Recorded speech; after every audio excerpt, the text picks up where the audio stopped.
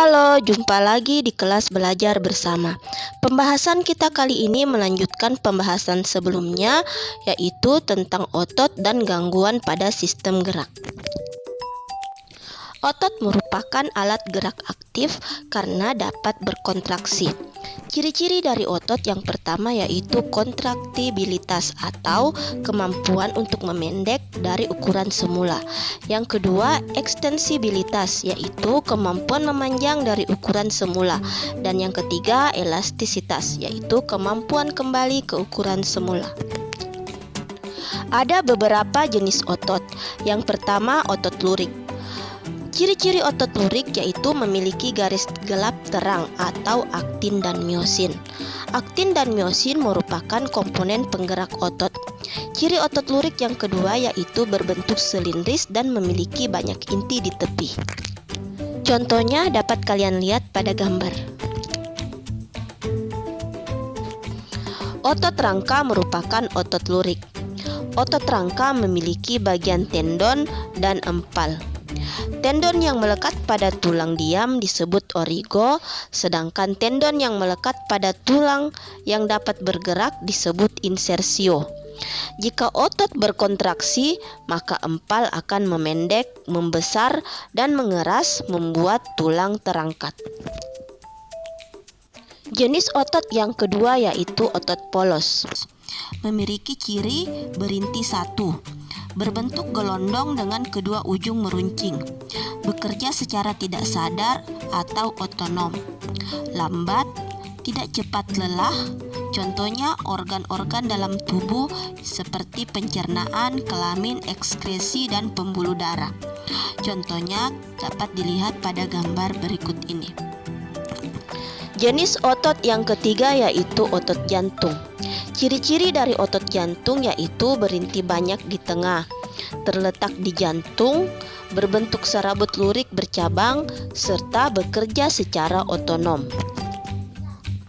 Sistem kerja otot diantaranya yang pertama antagonis, yang artinya kerja kedua otot yang berlawanan, kontraksi dan relaksasi.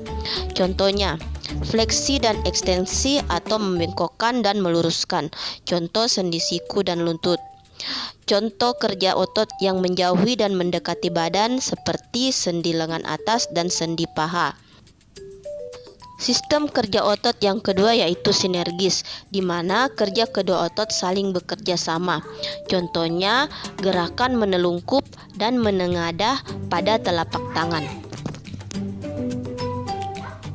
Selanjutnya kita akan membahas tentang gangguan dan kelainan pada sistem rangka dan otot. Yang pertama, gangguan dan kelainan tulang. Seperti skoliosis yaitu tulang belakang bagian punggung membengkok ke kiri atau ke kanan. Lordosis, tulang belakang bagian punggung membengkok ke depan. Kifosis, tulang belakang bagian punggung membengkok ke belakang. Fraktura atau patah tulang. Osteoporosis atau tulang menjadi rapuh karena berkurangnya jumlah kalsium dan mineral dalam tulang, biasa terjadi pada lansia.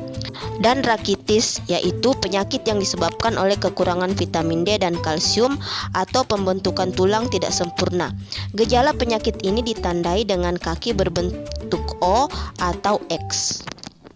Berikut ini adalah gambaran gangguan dan kelainan tulang seperti kifosis, lordosis, skoliosis. Dan ada juga sikap duduk yang benar.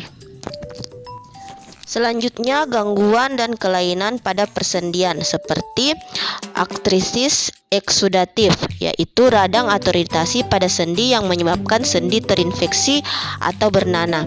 Kemudian artritis sika, yaitu radang sendi yang menyebabkan cairan sendi menjadi kering karena kehilangan cairan sinovial.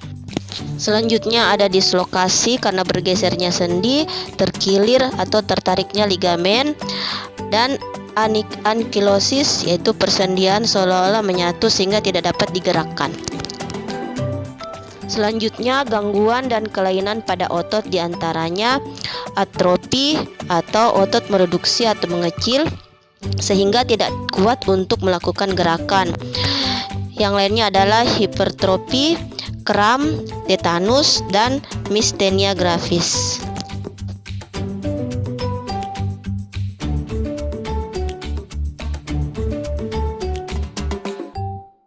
Sekian pembahasan kita kali ini, sampai jumpa pada pembelajaran berikutnya.